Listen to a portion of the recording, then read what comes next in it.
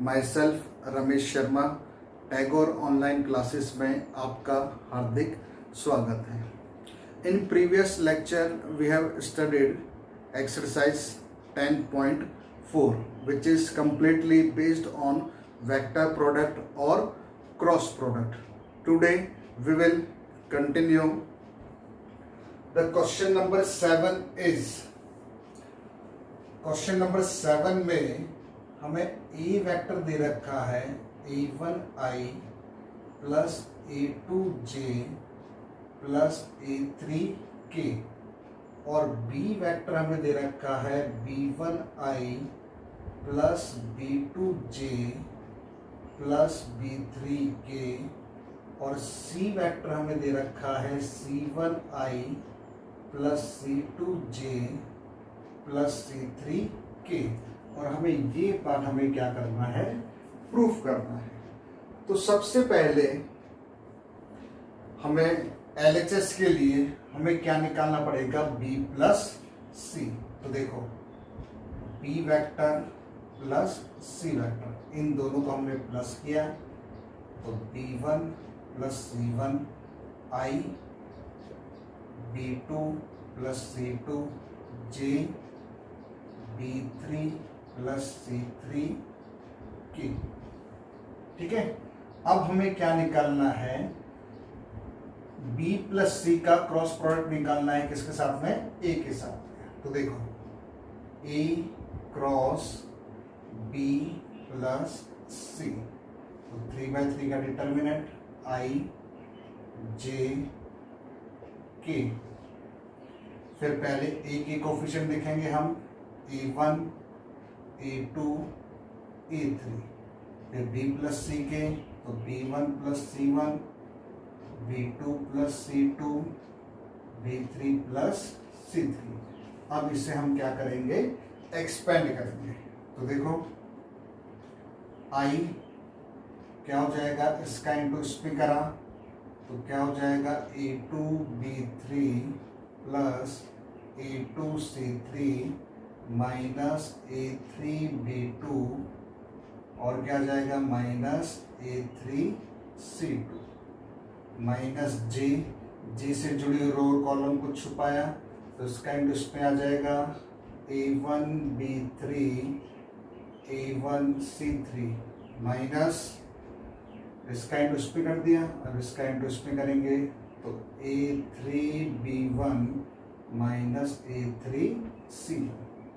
Okay, अब के से जुड़ी रो कॉलम को छुपाए हमने तो क्या हो जाएगा, a1 b2 plus a1 c2 minus a2 b1 minus a2 c। तो ये हमारे पास में कौन सी साइड आ गई है, LHS। अब RHS वाले पार्ट को सॉल्व करने के लिए हमें क्या निकालना पड़ेगा, a क्रॉस b और a क्रॉस c। तो इसे हम इक्वेशन नंबर 1 बोल देते हैं। अब हम क्या निकालते हैं, a क्रॉस b। पहले a क्रॉस b निकालेंगे, देन a क्रॉस c निकालेंगे और दोनों को क्या कर देंगे, प्लस। तो हमारे पास में ये वैल्यू आनी चाहिए। देखो a क्रॉस b में i j k, a1 a2 a3, b के कोफिशिएंट क्या है, b1 b2 b3। इसे क्या आगे एक्सपेंड कर रहा हूं मैं, i से जुड़े रो कॉलम को छुपाया तो क्या हो जाएगा, a2 b3 minus a3 b2 minus जे से जुड़ी हुई रो को छुपाया और कॉलम को छुपाया तो a1 b3 minus a3 b1। Okay, अब k को छुपाया, k से जुड़ी रो और कॉलम को छुपाया तो क्या आ जाएगा, ये a1 b2 minus a2 b। Is that clear. अब हम निकालेंगे यहां पर a क्रॉस c, तो i j के, फिर A1 A2 A3 B1 B2 B3। अब इसे हम एक्सपेंड करेंगे तो I से जुड़ी रो कॉलम को छुपाया तो A2 B3 minus A3 B2 minus J से जुड़ी रो कॉलम को छुपाया तो A1, ये यहाँ पर C आएगा क्योंकि A क्रॉस में तो हम निकाल चुके हैं ना, तो ये C, तो ये क्या हो जाएगा, J से जुड़ी रो कॉलम को छुपाया तो A1 C3 minus A3 C1 plus K से जुड़ी रो कॉलम को छुपाया तो A1 C2 minus A2 C1।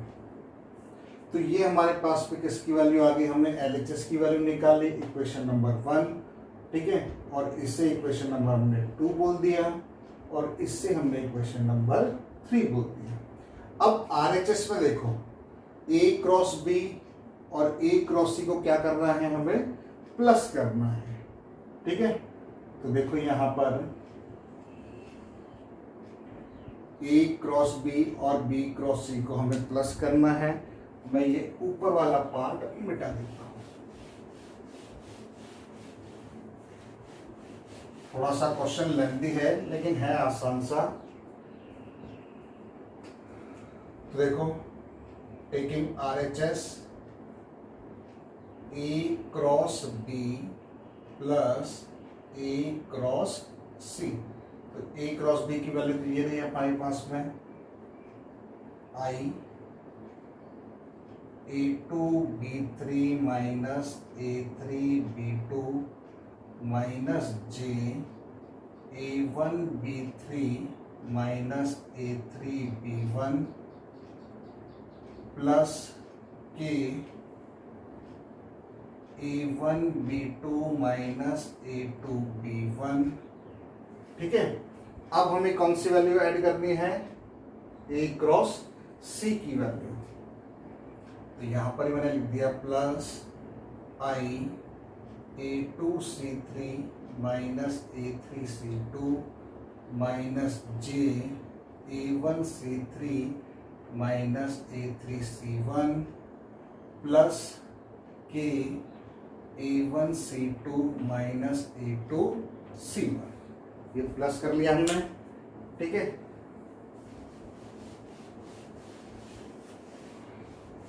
अब देखो, इससे हम और सिंप्लीफाई करते हैं।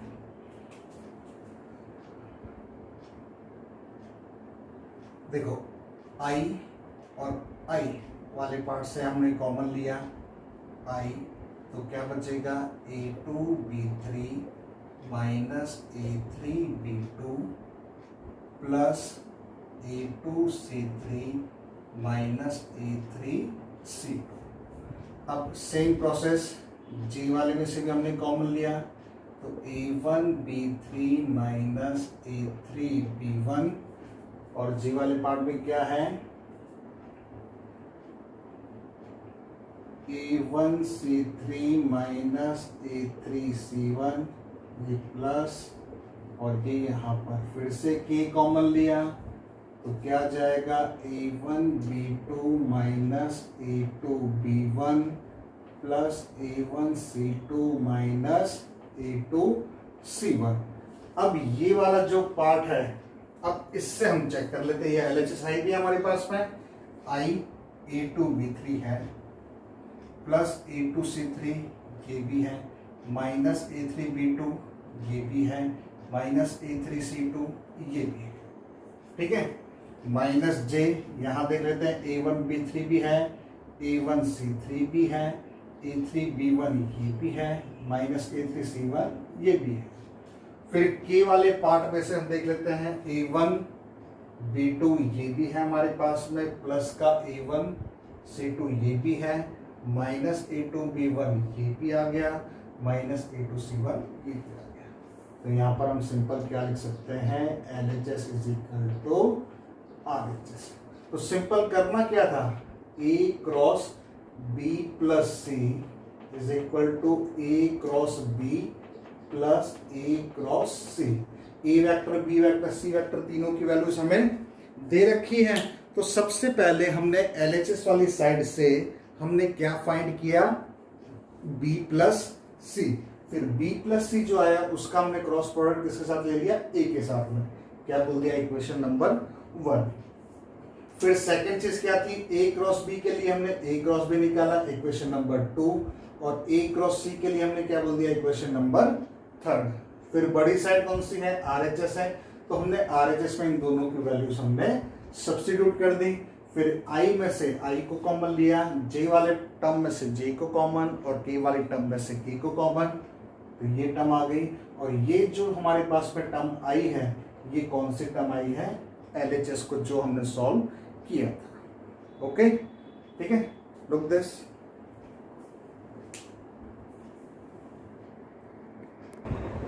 Now the next question is find the area of triangle whose vertices are A 112, B 235, C 155। तो हमने एरिया ऑफ ट्राइंगल ABC का फॉर्मूला क्या पढ़ा था, 1/2 मॉड में AB क्रॉस AC, यही पढ़ा था। तो सबसे पहले हमें क्या निकालना है, AB वेक्टर निकालना पड़ेगा और AC वेक्टर निकालना पड़ेगा। और उससे भी पहले इन सबको हमें कन्वर्ट किस में करना पड़ेगा, फैक्टर में। तो PV of A i plus j plus 2k, PV of B हो जाएगा 2i plus 3j plus 5k, और पोजीशन वेक्टर ऑफ सी क्या हो जाएगा, i plus 5j plus 5k। Okay, now we will find A B vector. क्या होगा, A B vector का formula P V of B minus P V of A. तो B में से ए को हम माइनस करेंगे तो क्या बचेगा, आई प्लस 2j प्लस 3k। ये क्या आ गया हमारे पास में, ए बी वेक्टर। अब हम क्या निकालेंगे, ए सी वेक्टर। क्या होगा, P V of C minus P V of A. तो सी में से ए को माइनस करा तो क्या आ जाएगा, 0i plus 4j plus 3k। क्या आ गया हमारे पास में, ए सी वेक्टर। अब ए बी क्रॉस ए सी निकालेंगे, तो आई जे के, फिर ए बी के कोफिशिएंट लिखेंगे हम 1 2 3, फिर ए सी के 0 4 3। अब इसे अब एक्सपेंड कर देते हैं, आई रो और कॉलम को छुपाया तो 6 माइनस 12 माइनस जे से जुड़े रो और कॉलम को छुपाया तो 3 माइनस 0 प्लस के से जुड़ी रो और कॉलम को छुपाया तो क्या बचेगा, 4 माइनस 0। तो कितना हो जाएगा ये, minus 6i minus 3j plus 4k। तो ये हमारे पास में क्या आ गया, ए बी क्रॉस ए सी। अब इसका मॉड निकालेंगे हम, ए बी क्रॉस ए सी का मैग्नीट्यूड। तो क्या हो जाएगा ये, -6 का स्क्वायर माइनस 3 का स्क्वायर 4 का स्क्वायर, 36 प्लस 9 प्लस 16। तो कितना हो जाएगा ये, 61। देखो 61 क्यों रह गया, 16 और 9 25, 25 प्लस 36 61। ये किसकी वैल्यू आई है हमारे पास में, ए बी क्रॉस ए सी। फिर क्या लिखेंगे हम यहाँ पर, we know that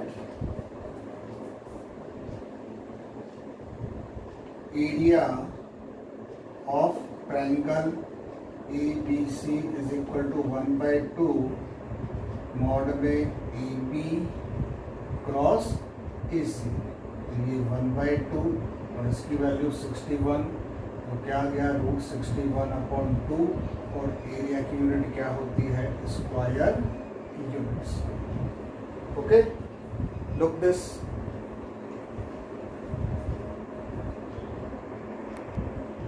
now the next question is question number 10।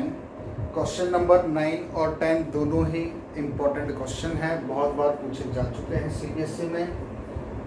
Question number 10 is find the area of parallelogram whose adjacent sides are determined by vectors a vector and b vector। हमें यहाँ पर sides given है parallelogram की और हमें find क्या करना है एरिया ऑफ पैरेललोग्राम। तो सबसे पहले हमें एरिया ऑफ पैरेललोग्राम का फॉर्मूला पता होना चाहिए और एरिया ऑफ पैरेललोग्राम का फॉर्मूला क्या है mod of A cross B. तो सिंपल यहाँ पर हम सबसे पहले क्या फाइंड करेंगे ए क्रॉस बी। उससे पहले हम क्या लिखेंगे given A vector is equal to I minus J plus 3k। B vector दे रखा है 2i minus 7j plus k। A cross B हम निकालते हैं सबसे पहले i j k। पहले ए के कोफिशिएंट 1 -1 3 2 -7 और 1। एक्सपेंड करते हैं इसे तो आई से जुड़े रो कॉलम को छुपाया तो -1 प्लस 21 माइनस जे से जुड़े रो कॉलम को छुपाया तो 1 -6 प्लस के से जुड़े रो कॉलम को छुपाया तो -7 प्लस 2। तो ये हो जाएगा हमारे पास में 20i प्लस 5j। 1 - 6 -5 होगा तो ये माइनस क्या हो जाएगा प्लस और ये माइनस का 5k। तो ये हमारे पास में किसकी वैल्यू आ गई ए क्रॉस बी की। अब इसका मैग्नीट्यूड निकाल लेते हैं ए क्रॉस बी का √20 का स्क्वायर क्या होगा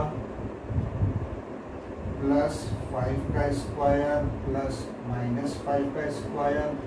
तो ये हमारे पास हो गया 400 प्लस 25 प्लस 25 मतलब 450 और 450 को हम क्या लिख सकते हैं 15√2। इसके बाद हम क्या लिखेंगे we know that area of parallelogram का फॉर्मूला यही है तो क्या हो जाएगा 15√2 square units is the answer. Okay, इसमें हमारे पास में जो लास्ट क्वेश्चन ऑब्जेक्टिव का दे रखा है क्वेश्चन नंबर 12 उसमें फॉर्मूला आप क्या लगाएंगे A B cross B C. Same formula लगेगा तो सबसे पहले ए बी वैक्टर निकालना देन बी सी वैक्टर निकालना। ए बी और सी और डी के पोजीशन वैक्टर दे रखे हैं हमें तो ए बी वैक्टर कैसे निकालेंगे P B of B minus P B of A. B C vector कैसे निकालेंगे P B of C minus P B of B. A B cross B C निकाल के उसका मैग्नीट्यूड निकालना आपका आंसर आ जाएगा। Okay, look this. Now the next question, question number 11 is mod of A is equal to 3, mod of B is equal to √2/3 and A cross B is a unit vector, then the angle between A vector and B vector is। चार option दे रखे हैं इसमें तो देखो किस तरीके से करेंगे इस क्वेश्चन को। गिवन मॉड ऑफ ए दे रखा है हमें 3, मॉड ऑफ बी दे रखा है √2/3 और हमें क्या दे रखा है A cross B is a unit vector. A cross B unit vector दे रखा है इसका मतलब इसका मैग्नीट्यूड कितना होगा 1 होगा क्योंकि यूनिट वेक्टर की डेफिनेशन ही क्या है unit vector is that vector whose magnitude is 1। तो यहां पर अब mod of A cross B equal to क्या हो गया 1 और mod of A cross B का हमने फॉर्मूला पढ़ा है, mod of A mod of B sine theta is equal to 1। तो मॉड ऑफ ए की वैल्यू दे रखी है 3, मॉड ऑफ बी की वैल्यू है √2/3, sine theta is equal to 1। तो 3 से 3 गया, तो यहां पर साइन थीटा की वैल्यू आ गई 1/√2। तो थीटा की वैल्यू क्या आ गई, साइन इनवर्स 1/√2। और साइन में वो कौन सा एंगल है जिसकी वैल्यू 1/√2 होती है, π/4। Okay, look this.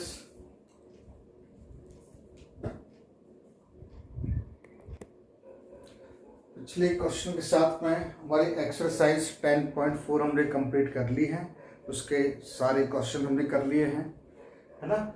Now we will start miscellaneous.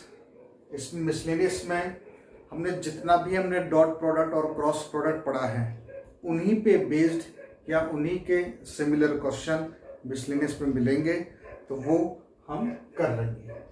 तो first question is right a unit vector in xy plane making an angle of 30 degree with the positive direction of x axis। तो देखो xy plane में हमें unit vector निकालना है। देखो ये x axis, ये y एक्सिस, ये ओरिजिन, ये हमने एक यूनिट वेक्टर मान लिया OP, जो x एक्सिस से कितना एंगल बना रहा है, 30 डिग्री का। तो यहां पर मैंने एक परपेंडिकुलर ड्रॉ कर दिया M करके। तो अब देखो, जो सबसे पहला काम मेरा क्या है, P के कोऑर्डिनेट निकालना, और यहां पर OP क्या है, यूनिट वेक्टर है, तो उसका मैग्नीट्यूड क्या होगा, 1 ही होगा। तो देखो सबसे पहले in right angle triangle OMP sine 30 degree, sine theta क्या होता है, परपेंडिकुलर अपॉन हाइपोटेन्यूस। तो साइन 30 की वैल्यू क्या है, 1/2, और PM इन सब पे हम मैग्नीट्यूड भी लगा सकते हैं। तो PM का मॉड अपॉन OP का मॉड, तो ये वैल्यू कितनी है, 1। तो PM हमारे पास में कितना आ गया, 1/2। सेम इसी तरीके से इस कोऑर्डिनेट के लिए हमें OM चाहिए, मतलब बेस चाहिए, और PM चाहिए, मतलब परपेंडिकुलर। तो और हाइपोटेन्यूस दे ही रखा है, तो परपेंडिकुलर के लिए हमने साइन लिया। अब बेस के लिए हम क्या लेंगे, कॉस। तो कॉस 30 डिग्री कितना होगा, बेस अपॉन हाइपोटेन्यूस, मतलब OM अपॉन OP। तो cos 30 इज √3/2। तो ये हमारे पास में क्या आ गया, OM वेक्टर, OP क्या हो गया, 1। तो P के कोऑर्डिनेट हमारे पास में हो गए हैं, OM मतलब √3/2 और ये 1/2। अब हम आराम से OP वेक्टर निकाल सकते हैं। OP कन्वर्ट कर देते हैं इसे, √3/2 I + 1/2 G।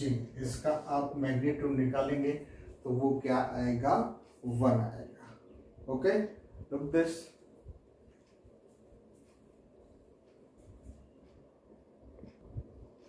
Now the next question, question number 3। Question number 2 आप आसानी से कर सकते हैं, उसमें स्केलर कंपोनेंट और वेक्टर कंपोनेंट निकालना है। इस एक्सरसाइज में जो भी क्वेश्चन अलग है वो मैं आपको करवा रहा हूं, और जो सेम है उनकी मैं आपको हिंट बता दूंगा, ठीक है। तो question number 3, a girl walks 4 kilometre towards west, then she walks 3 kilometre in a direction of 30 degree east of north and stops. Determine the girl's displacement from her initial point. देखो क्या है question में, ये direction north, south, west, east, ठीक है। ये हम initial point मान लेते हैं गर्ल्स का।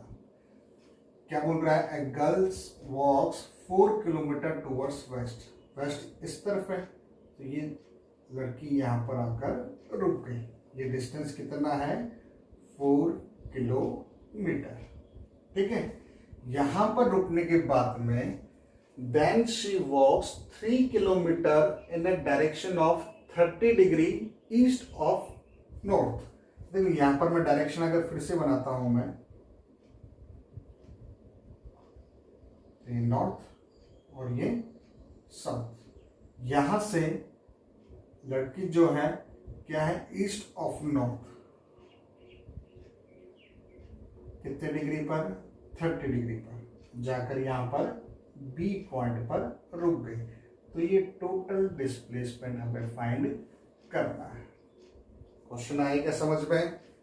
फिर से देखो, ये डायरेक्शन है, यहां से लड़की ने स्टार्ट किया, 4 किलोमीटर गई, फिर रुक गई, फिर कितने डिग्री पर टर्न किया 30 डिग्री ईस्ट ऑफ नॉर्थ पर।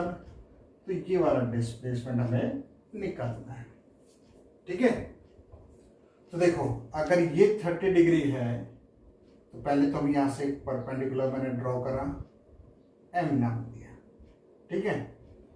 और ये डिस्टेंस हमने मान लिया एक्स मान लिया, ये वाला डिस्टेंस कितना मान लिया हमने एक्स।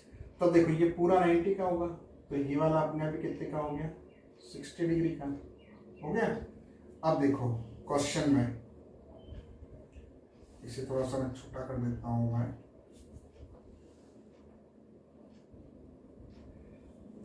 क्वेश्चन में हमें क्या क्या दे रखा है। देखो ओ एम हमने क्या मान लिया एक्स, ठीक है। ये एम पॉइंट दे रखा है क्या, इसे हम ए बोल देते हैं। ओ ए हमने क्या मान लिया एक्स, और ओ एम हमारे पास में कितना है 4, और एम बी हमारे पास में कितना है 3, ठीक है। तो अब जल्दी से आप देखो एम ए कितना हो जाएगा।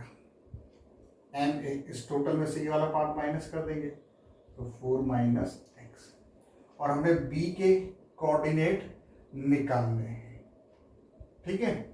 तो देखो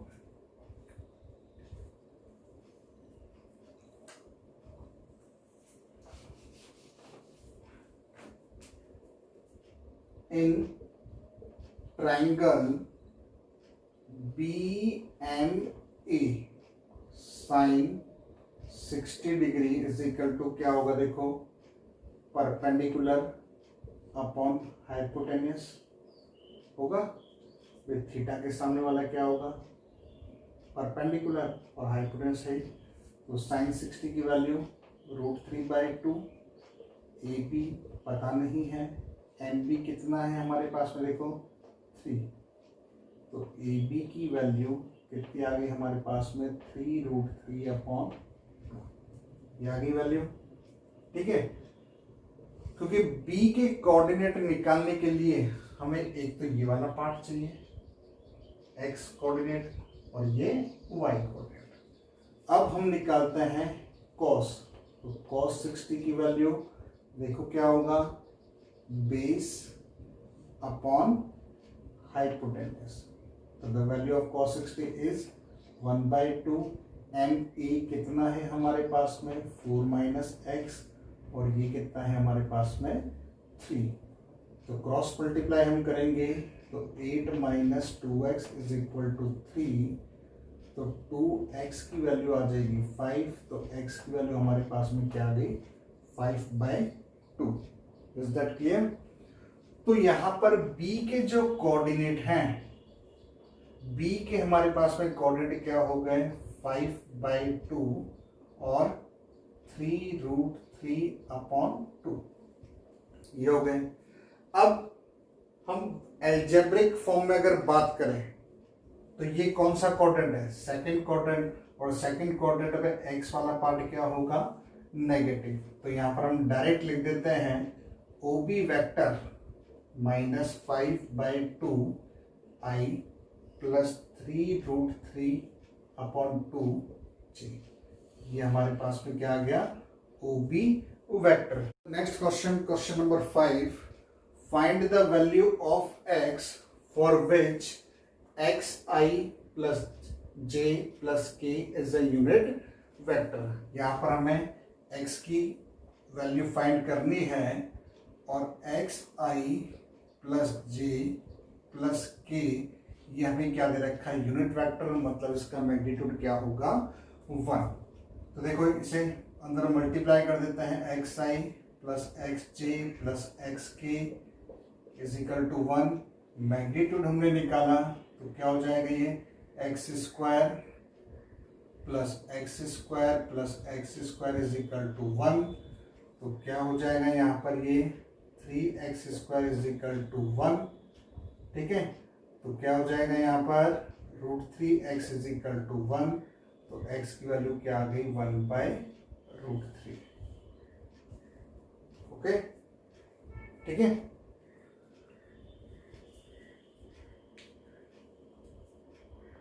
The next question number 6. Find a vector of magnitude 5 units parallel to the resultant vector of the vectors A vector and B vector.